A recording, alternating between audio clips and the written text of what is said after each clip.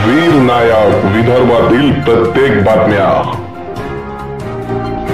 पुण्यामध्ये आमचे अमित शहाजी येत आहे आणि प्रदेशाचे आमचे भारतीय जनता पार्टीचे अधिवेशन आहे आणि त्याकरिता आम्ही त्या अधिवेशनासाठी चाललो आहे।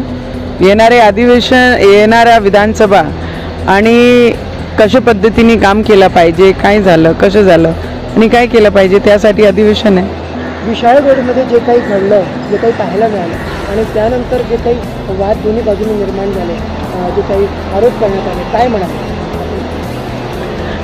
मला असं वाटते की हा महाराष्ट्र छत्रपती शिवाजी महाराजांना मानणारा आहे आणि त्या अनुसार या महाराष्ट्रामध्ये जेही लोक राहतात त्यांनी अशा पद्धतीचे प्रकरणला जास्त एनकरेज ना करताना हे आपण सगळ्यांनी आठवून ठेवलं पाहिजे की आपण छत्रपती शिवाजी महाराजांच्या राज्यात आहे आणि त्याच पद्धतीने आपण राहिलो पाहिजे।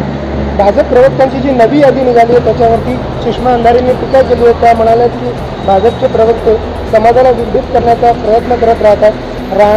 राणे आणि वाघ या अपयशी ठरल्यानंतर या नव्या प्रवक्त्यांची यादी आली आहे असं त्यांनी म्हटलं। मला असं वाटते की असे जे लोक सकाळ ते संध्याकाळी बोलत राहतात त्यांच्यावर बोलण्याची आमची इच्छा नाही आहे।